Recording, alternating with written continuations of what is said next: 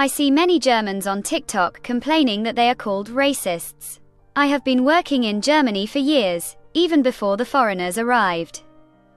And as a foreigner from another country with a different culture, I can confirm that this is true. What is fair is fair. Not all of them are like that, only the majority. I have constantly faced the megalomania of Germans who have always underestimated those who came to Germany to seek better paying jobs. In life, we often encounter situations that challenge our beliefs, values, and perceptions of the world. More than the truth itself, the process of accepting it deeply influences us. We want to see things as we like, to wrap ourselves in comfortable illusions, but sometimes reality breaks through with force. Accepting the truth can bring pain, disappointment, fear, and hatred. It's like opening a door to a dark room where all our fears and unfulfilled desires reside. In those moments, we realize that the truth is different from how we perceived it.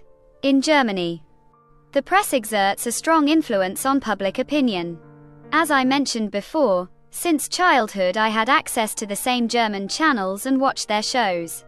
German journalism has only recently started to bring to light, in the press, some of the country's dirty laundry. Germany has pursued, and still pursues, a policy of censorship. It hides its own problems and exploits those of other nationalities. In other words, it humiliates other nationalities. This encourages Germans' hostile attitude toward foreigners and gives them the right to humiliate migrants, exploit them, and so on. Do you remember that report where a group of young people said that migrants should leave? On one hand, I appreciate that they had the courage to show their true face and expose the real values they live by. That's pretty much the mentality of all Germans, but they are afraid to admit it or are in a position where they need migrants to use them for work and even exploit them.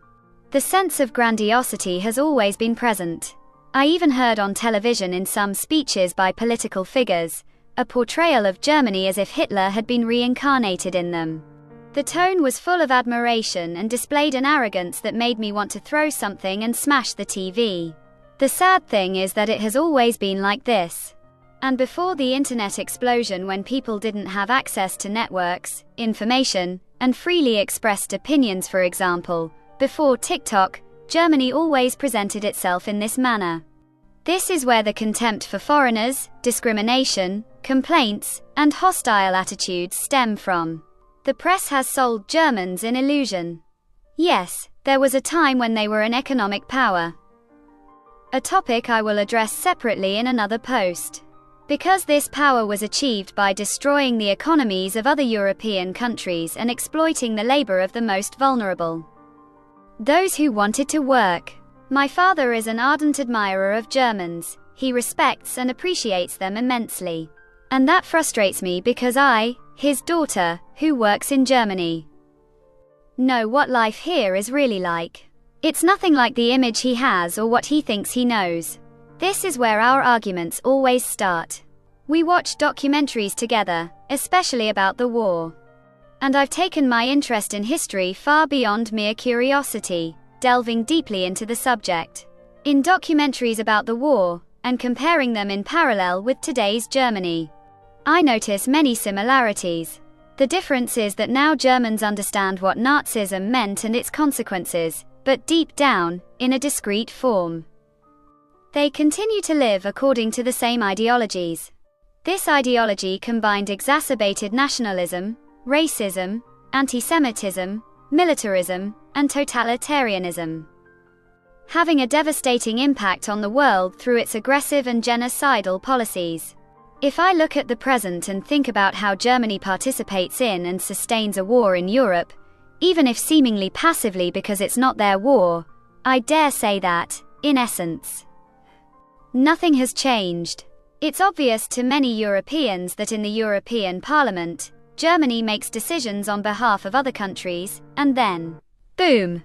Other resolutions appear that states must adopt, trampling on democracy and every citizen's right to exercise their democratic freedom in their own country. Did that lady ask me if I agree to invest in military powers? And not only that, there are countless other issues. Germans have always considered themselves superior. A superior race, and they still live with this illusion because, for years, The press has fueled their grandiosity and stroked their narcissism. Some might say I'm talking nonsense. But if you listened carefully to the news, you'd see I'm not exaggerating at all. I admit, maybe I can't expose the whole truth in its raw form because I'm limited to what I see and experience. But on television, especially when political topics are discussed, you can clearly see Germany's attitude toward its own country and citizens, including migrants, as well as toward the European Union. Very few Germans are aware that Germany is no longer what it once was. What is shown on TV, how the press and politicians present the country's situation, is completely different from the reality experienced by an ordinary German. And those who realize this are precisely the ones who have to work hard, invest in their work, also money.